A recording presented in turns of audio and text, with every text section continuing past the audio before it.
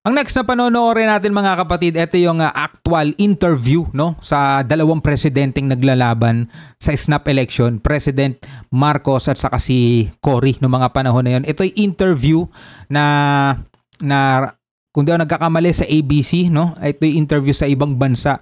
Pero ito ay mapapanood natin sa Filipino Future kasi na-upload nila rito. So credits kay Filipino Future. At dito natin kukunin yung video na panonoorin at pagre-reactionan video natin sa araw na ito. So wag na natin patagalin to. Total wala na rin naman tayong hinihintay na. Panoorin na natin to.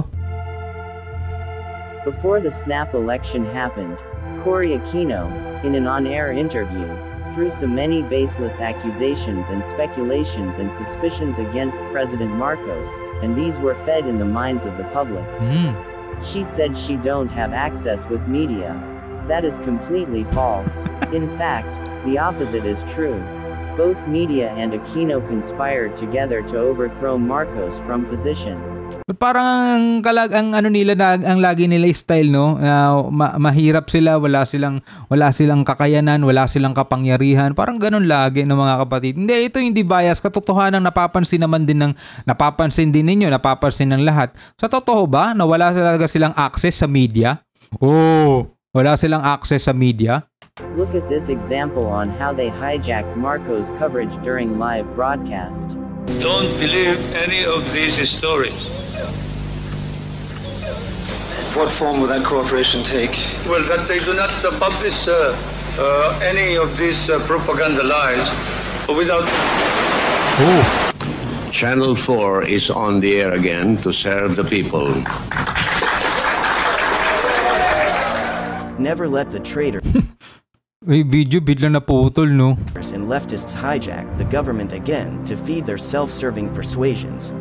Filipinos of today are already enlightened. Marcos will be vindicated by restitution of right history, not by the distorted one of the rebels movement. Your love for your country does not mean rebellion against good government, which is for change. Nationalism is about discipline and respect for leadership. The nation shall be great again.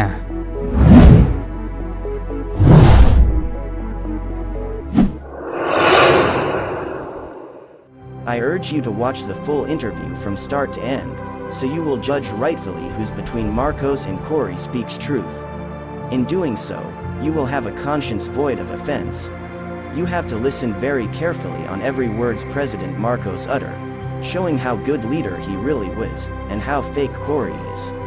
I just want to remind Mr. Marcos that it was he who called for snap elections, and once the people decided to participate, he better watch out if he threatens to frustrate their will again. I'm afraid he will have an angry people on his hands.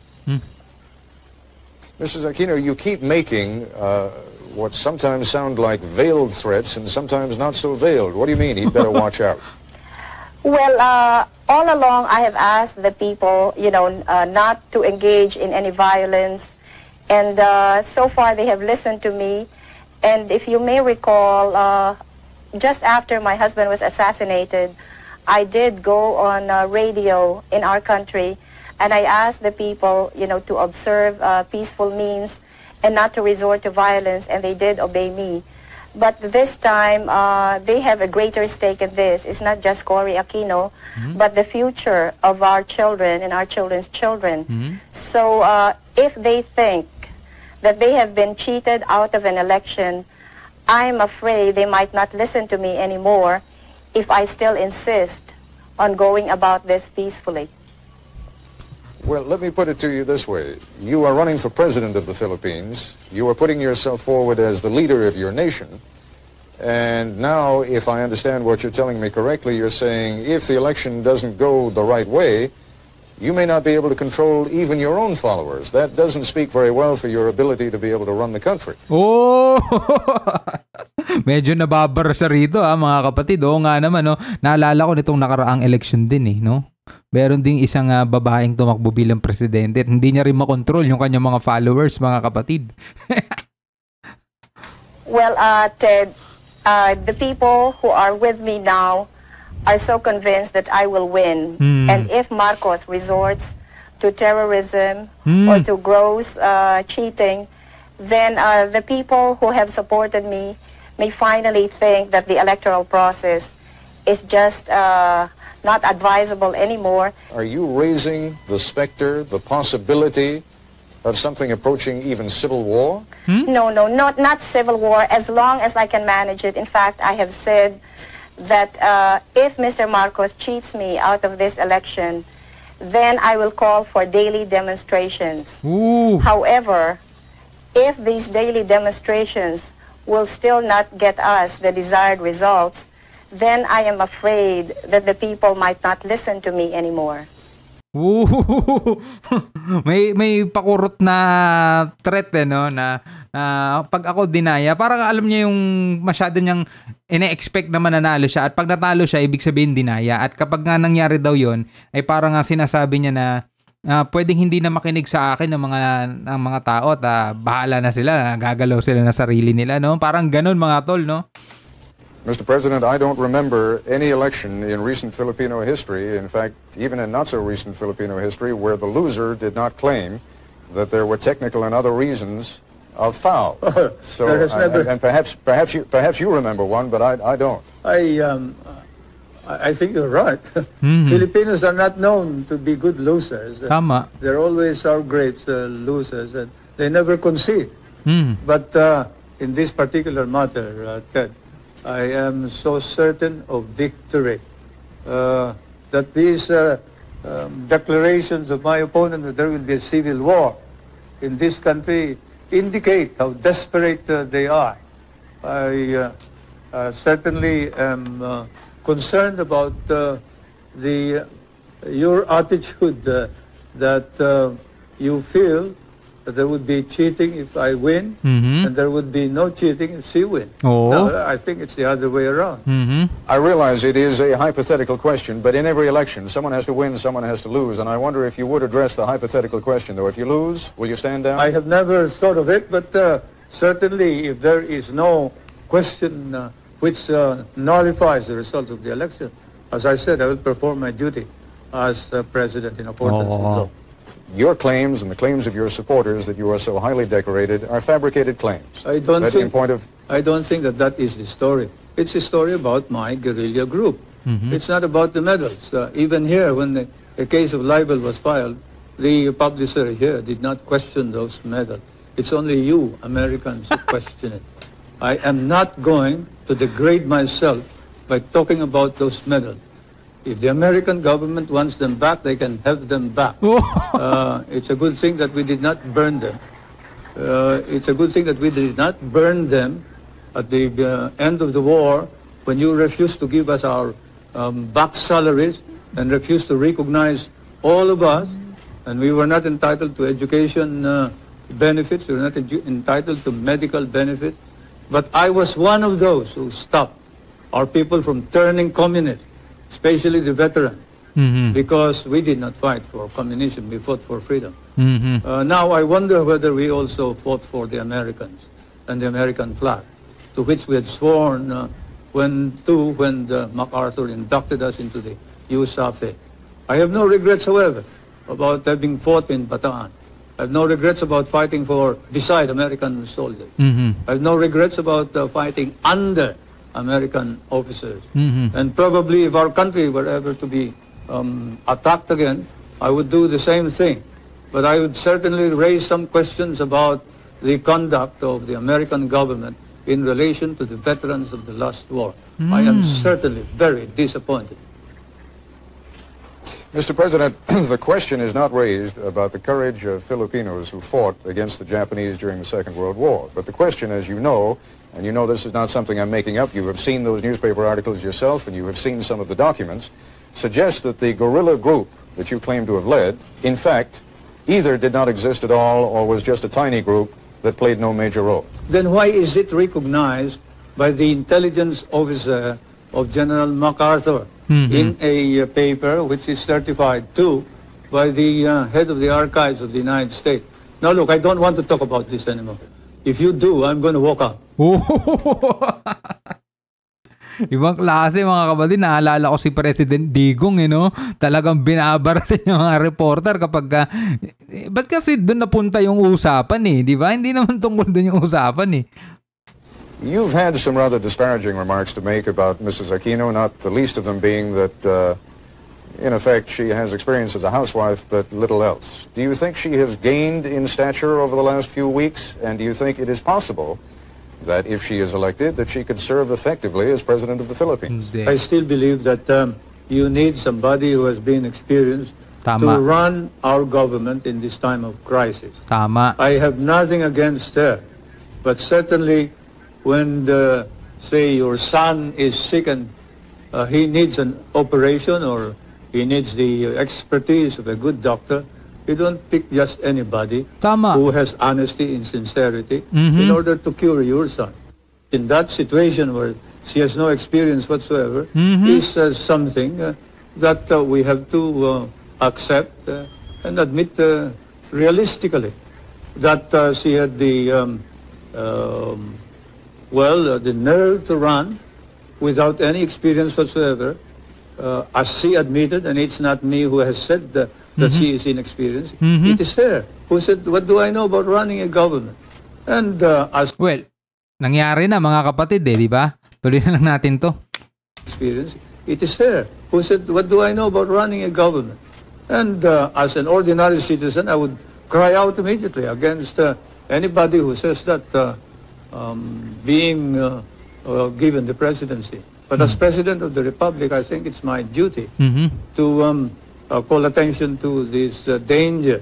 I know that you made a great deal, and it is an excellent... Wait lang tamang-tama di ba? Kung halimbawa anak mo may sakit, di ba? Hindi ka kukuha basta-basta ko sino-sino lang. Kailangan nyo may experience, mayroong pinag-aralan na talagang may kakayanan para gamutin yung may sakit. Parang ganun din sa presidency. At sabi nga ni Marcos dito, hindi ako may sabi niya, kundi siya mismo ang nagsabi na wala siyang alam sa politika at wala siyang kaalam-alam. Bakit mo siyang iahal na bilang presidente? Di ba? At yun na nga ang nangyari mga kapatid. Nauto ang mga Pilipino at yun. Ito na ang nangyari sa atin. Yeah. I know that you made a great deal, and it is an excellent rhetorical device of saying, yes, you are inexperienced. You are inexperienced in corruption. You are inexperienced in crime. You are inexperienced in dictatorship. But let's be candid about it. You are also inexperienced in leadership. Now, there is a difference even between running a campaign as the widow of a martyred and beloved leader and running a country that is, as you yourself have pointed out, in a great deal of trouble. To those who are neutral about you, what do you say about your lack of experience? Well, more than experience, I think it is credibility that counts. And the truth of the matter is that the Marcos government has lost all credibility, and no way can Mr. Marcos possibly lead our country back to recovery because the Filipino people no longer believe in him. I realize that I am inexperienced, but as Mr. Marcos himself confessed, it took him 6 months to learn how to be president. And I guess I can do the same thing. As we all know, there is no school for presidents, so I don't think that should be a point against me. Your own George Washington definitely had no experience either.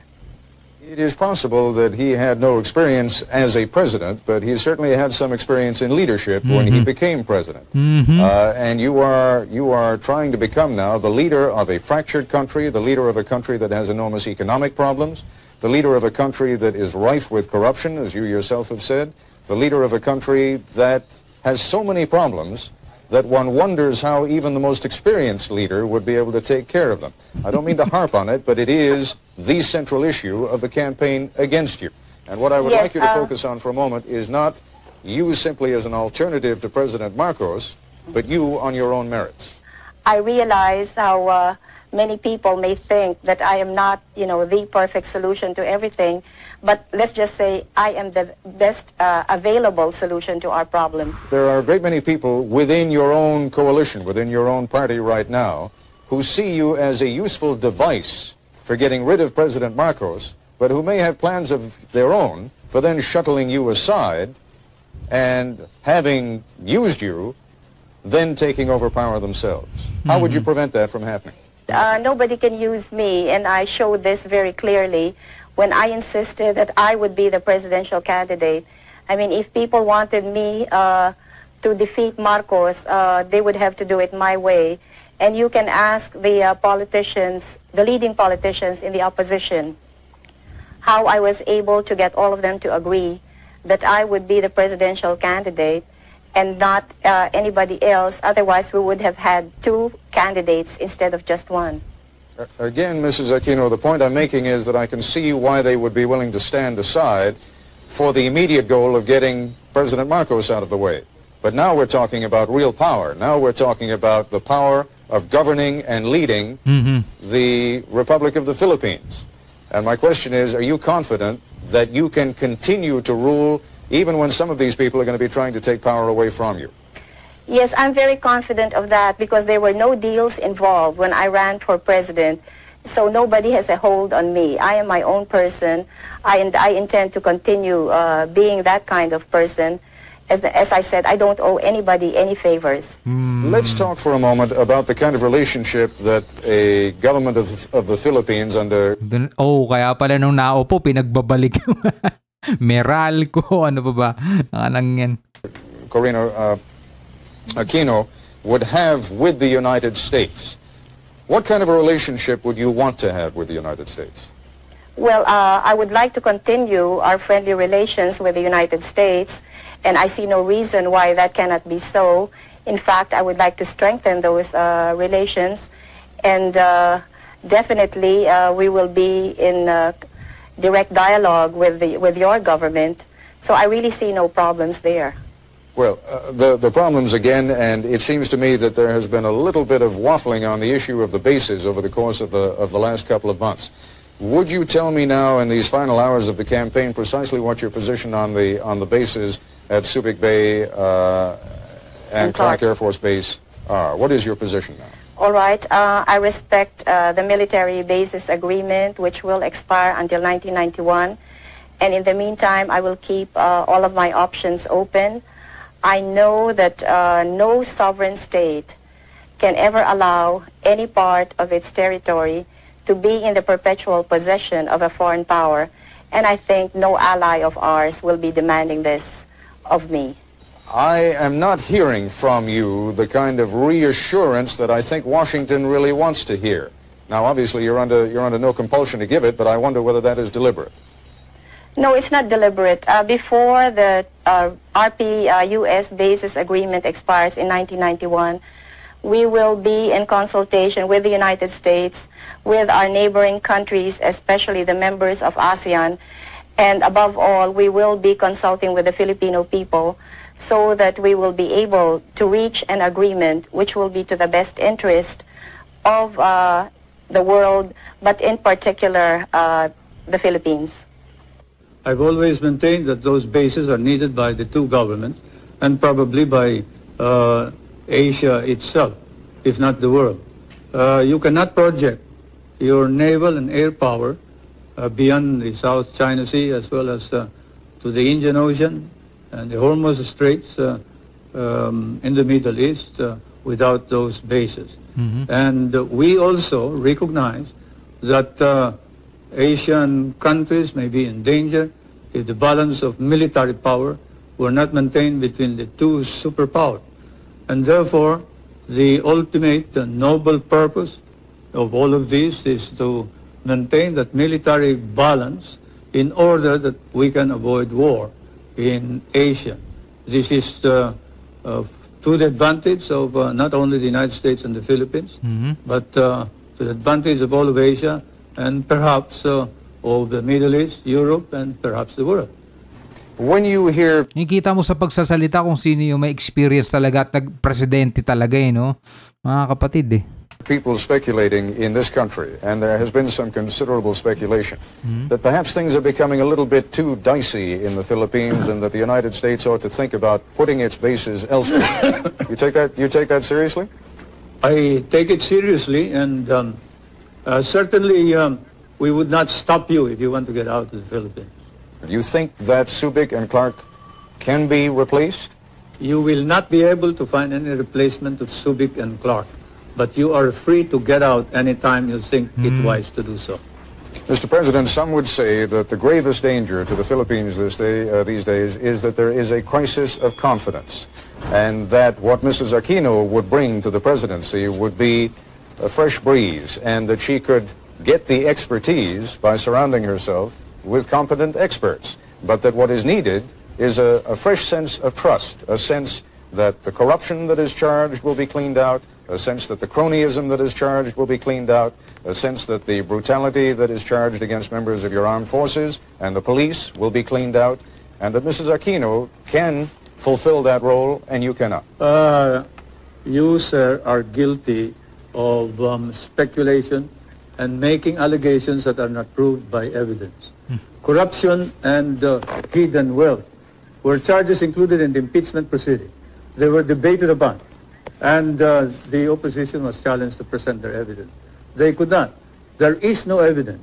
Even in your hearings in the House of Representatives subcommittee of Mr. Sola, Congressman Solomon and Roth, I think, have said that there is no evidence about corruption or hidden wealth, and that this is all hearsay and all rumor. Now you repeat it as if it is the gospel truth. I question your right to make this as a premise for any further questioning. I must say that hearsay, rumors, speculation as a basis for a question by reputable newspapers and foreign correspondents should have no place in a society like ours. Your society. Mr. And President, you are quite right. If I were the only one raising those questions, there would be no point in raising them at all. The number does not matter, Ted. Whether 1,000 people raise it, if there is no evidence, then it is false. Tama. Whether it is raised by 10,000 people, if there is no evidence, then it is patently false. Numbers do not matter. It is evidence that matters. And you don't have any evidence. Mr. Solas has no evidence. The opposition has no evidence. They're just talking loud, and they're engaged in a smear campaign, and you are helping them. Mr. Solars claims that he has testimony from someone who met with who claims that he has testimony from someone who met with your wife, Mrs. Marcos, who spoke to him of properties that you hold through other names in New York, and that Mrs. Marcos said to this man who testified before the committee that she expected by 1987 to have $70 million worth in profits on those properties. Now that is the testimony. You're saying there is no testimony. It may be inaccurate, but the testimony, sir, is there. The witness, when asked by Congressman Solomon whether there is any evidence whatsoever proving this, said, I merely heard it. It is something that I heard from somebody. I do not know your sources of information. You may be more accurate than I am. But certainly, I don't consider that evidence which ties us up to the ownership of any of these properties. And we are looking into the manner in which the evidence has been obtained by some of your investigators and some of your foreign correspondents, your newspaper men. And then after the elections, we will then look into the legal aspects of the coercion and intimidation that has been going on against some of the witnesses. But anyway, whatever it is, I deny categorically any speculations of the corruption and hidden wealth that is being alleged, so much so that the opposition members of the Batasan, the legislature, are now facing perjury cases in our courts, and we are going to see to it that these cases will be pushed through. There have been charges by both sides, against both sides, of corruption in the voting process. How is it going to be possible for anyone ever to be satisfied that this was an honest election, even if it were? Well, I guess as long as it is fairly honest, then we would be able to satisfy everybody. But if there are outright violations and we can see that there has been such enormous fraud, then that would be difficult to convince the Filipino people. But as I said earlier, since there are so many people personally involved in these elections, then we will see people power working to make sure that we get as clean and honest elections as possible. How much fraud, how much corruption in the process are you prepared to accept? Well, that all depends, Ted. Naturally, I cannot envision what Mr. Marcos is going to do. So I cannot say right now just what it is that I will be able to accept or what I will totally reject. There is an enormous difficulty in ever reaching a decision on how much fraud there has been. Both sides are going to claim it. We know that already. Your side's going to claim it. His side is going to claim it. How is it ever going to be possible to reach an understanding on what happened and how much fraud there was? Well, Ted, we all know who is the real power in this country, and it's a one-man power. So since he controls almost everything in this country, it is really unthinkable that we in the opposition, you know, can manage cheating the way he is accusing us of. He controls COMELEC, and he has all of the government forces behind him. So how can he possibly accuse us of committing fraud? Well, if he has all the power, as you say, and if you already believe that he is committed to win this election by whatever means he can, then how is it possible that you're going to win? Well, as I've been saying all along, it's people power that has finally emerged in this past campaign. And there will be many of these people who will be poll watchers in the coming elections. So they will be guarding their respective polling precincts, and they will also be watching the tabulations. So I am counting on all of these people to help us get an accurate count. What happened during the campaign with regard to media coverage? President Marcos has told me that you have certainly had access to the television and radio stations, and he denies categorically that you have been kept off. Well, you know, take for example the question of rallies and ours last night. I don't know if you were given a minute or two, but normally all of President Marcos's speeches are covered in full.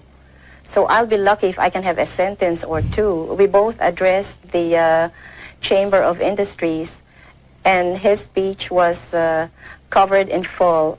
I think I had 2 sentences, which I was allowed to, well, which local television aired. Maybe I can refer back to my husband's own funeral, where the Filipino people saw nothing of my husband's funeral, but which was viewed throughout the world. So things haven't changed much since that time. And I'm really lucky if I can get my face on television. What they are doing to me now is that they use some of my video shots and they impose it on their commercial, on their commercials. And then they have somebody pag nagsasalita siya, kinakapo siya ng ano no?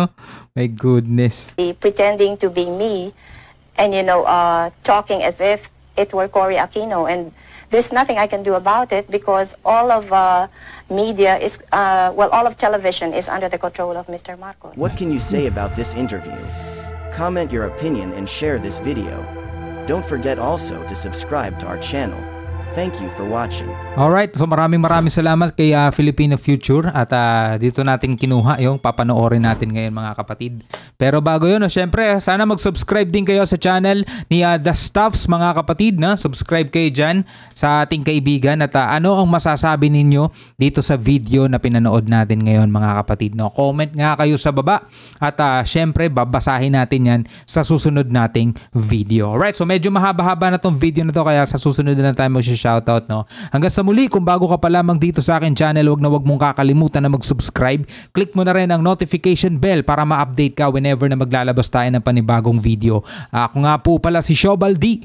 Peace out!